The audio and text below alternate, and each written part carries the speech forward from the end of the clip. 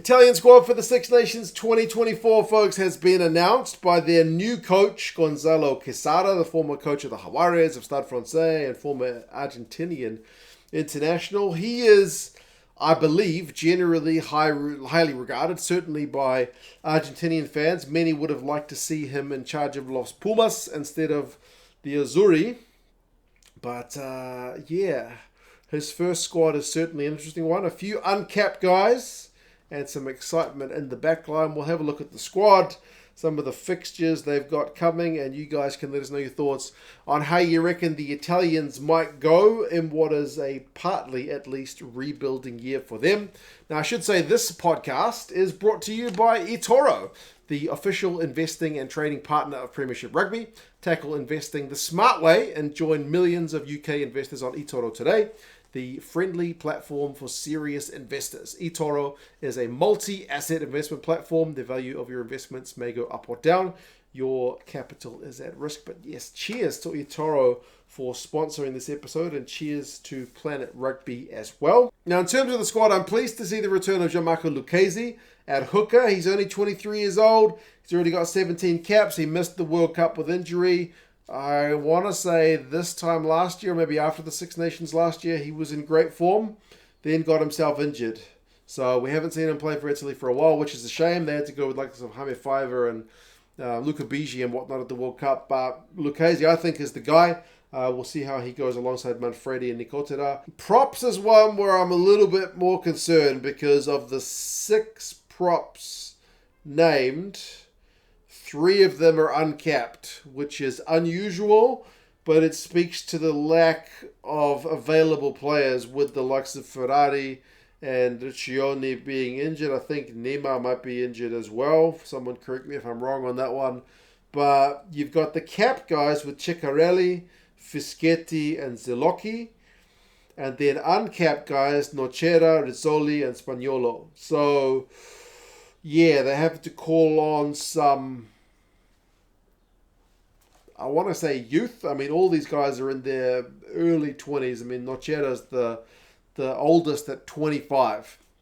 So in terms of rugby player, not that old, and in particular, props tend to get better with age, just like a fine wine. So, yes, I worry a little bit for the Italian guys at scrum time. I mean, Rizzoli has mainly been a replacement. I think likewise Spaniolo has had maybe just over half of his games as a replacement for Benetton. So we've got good work rate though. I guess that's the main thing. I do back Fischetti. I reckon he's pretty bloody good. And then, do they go with Ciccarelli or Zelocchi as a starting tight head?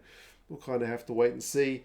Locks and loose forwards. So Nicolo Canone is probably going to be one of the starting locks alongside Ruzza, I would imagine. But then you've got a bunch of guys like Favretto, Iacchesi, Zambonin as well. And some of those guys like Favretto and Iacchesi could slot in as a loose forward if needs be. There's no real bolters in terms of uncapped guys there. But Favoretto's only had one game. He's only had one cap for Italy, and he mostly plays from the bench for Benetton. Iacchesi's had 6, so still single digits, and Zambonin has only had 3 caps. So capped, but not the most experienced guys. You guys know I love Ruzza. I feel like he's criminally underrated in terms of international standards. I love my stats. He's always one of the top line-out guys. He's one of the top tacklers, and he's one of the top ball carriers. So what else do you want? I feel like he's amazing. He's got 50 caps. He has to start for mine alongside Nicolo Canone, but we'll kind of wait and see. Now, loose forwards is one where the coach Quesada has a genuine headache in a good way situation because he's got lots of guys to pick from. Michele Lamaro is going to be captain. He'll play on the open side. In all likelihood, he's only 25 years old. He's already got 33 caps. He's a cracking player, great work rate. Will be a little bit burned with the way he was substituted at the World Cup by coach Kieran Crowley. Went out in the second half for 1 minute and then was pulled, which probably wasn't the best look. But Zuliani is also unfortunate to play in the same position as captain as the open side because he's been a kind of great tackle and turnover merchant too, plus decent on the ball carry. So you've got 2 really good 7s there. Then you've got the guy whose name I can't really say because it gets censored by YouTube as a swear word, basically. Sebastian, starts with an N, the Zimbabwean Italian. 29 years old. He's played blindside a lot for Italy, kind of through the dark times and now into more like these brighter times with this youthful squad around him. 52 caps, I believe the most experienced guy in the forward pack in terms of caps, just ahead of Ruzza. He'll probably be blindside, but there's some genuinely good competition. You've got Lorenzo Canone, the established number 8, brother of Nicolo, and then you got a couple of uncapped guys in Ross Vincent and Alessandro Izekor. So Izekor, tackling machine for Benetton, only 23, blindside, open side, and then Vincent plays for Exeter, came through the Italian system, and he played under 20s for Italy, 21 years old, 7 or 8. So maybe the bench for one of those guys, but then you got to displace Zuliani. It's a tough problem to have, but a good problem to have for Coach Quesada. Average age of the forwards is under 25, just under 24.8 years old. So very young forward pack. I do worry about the props, but yeah, we'll kind of see how they go. Backs-wise, there's no uncapped guys, which is kind of pleasing, so it's more consistent. Garbisi, that's Alessandro, Pedrello, and Vanni are your 3 halfbacks. I don't think that Italy have got a number 1 halfback just yet. They took 4 to the World Cup with Fusco there as well. I believe he is injured at the minute, so that still remains a bit of a battle. Pedrello is the oldest of the 3 halfbacks at 25, so still more development from those guys to come. And then you got the 2 10s, Tommy Allen and Paolo Garbisi, although both of them, at least under Crowley, have had a secondary position. I mean, Garbisi's played a bit of 12 and Allen's played a bit of 15. So do you go with Garbisi as kind of the future, or do you go with Tommy Allen, the 30-year-old, who is, I believe, the oldest guy in the back line? He's the only one who's 30 years old. Is he the only guy in the entire squad who's 30? No, Ciccarelli's 31, so young side. Then midfielders, you've got Bricks, you've got Menoncello. It's great to see him back after missing out on the World Cup, which was devastating for him. Mori, Zanon. Again, flexibility in these ranks. Bricks is probably the specialist kind of 13. Menoncello inside centre, outside centre. Mori inside centre, outside centre, wing. And Zanon inside centre, outside centre. So yeah, how the coach decides to deploy the midfield. I mean, you could potentially go Allen, Garbisi, and Bricks, or you could go Garbisi at 10, Menoncello at 12, Bricks at 13. I'm curious to see how the new coach decides to deploy these guys. And then outside backs, you've got some genuine excitement with Pierre Bruno, who's crazy that he's 27. But he's been really good for Italy when he's played and for Zebre. Simone Jesi, who's been phenomenal for Zebre. He's already got 6 tries this season on a team which doesn't win many games. Monty Ioane, who's playing his rugby in Lyon now. Great X-Factor, tackle-busting winger. Capuzzo, who is at some point definitely going to get called Capuzzo or Capuzio by one of the commentators at some point. Capuzzo, does he play fullback? Does he play wing? If you want to go with the taller fullback, you go with Pani, because he's like 6 foot something, 192. What is that in feet? 6'1".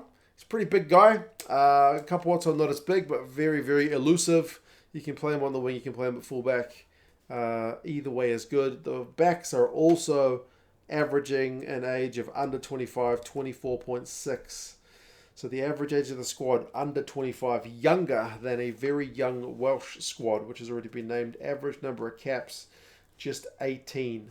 Coach Quesada did say now we will go back to the basics of our game and the attack and defense structures. So it's basically order of the day with a new coach, right? You need to get the basic structures in place and kind of build from there, since they don't have a lot of time available and they're going to try and concentrate on their work as much as possible. So yeah, get the basics right first. They're not going to be expected to win any games. If they can win one, I think fans will be pretty satisfied with how they're going, especially when you consider, I already mentioned Riccioni and Ferrari are out. There's no Dino Lamb, he's injured. There's no Paolo Odogo, he's injured. Padovani seems to have been dropped, which was a little bit of a surprising one. Halafihi, I think, made the initial squad, but was then cut. But the loose forwards are genuinely pretty competitive for the Italian squad. So, yeah. England at home first. Can they catch Steve Borthwick's side on the bounce? Maybe. In all likelihood, no. They've never beaten the English. Then away to Ireland. That's tough. Hopefully they can keep all their players on the field this time after... Was it the last time they went to Dublin they had to play them with 13 because they got a red-carded forward? I feel like it was. Then France away. Goodness me, that's horrible. Away to France. Then the week before you're away to Ireland. Nasty. Home to Scotland. Maybe that's the game you target to win. And then away to Wales.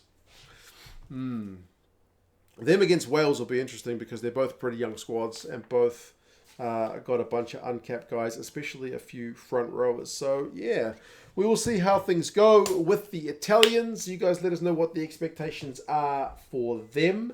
Cheers again to eToro for sponsoring the episode and to Planet Rugby as well. You guys listening thoughts? Talk to you again soon.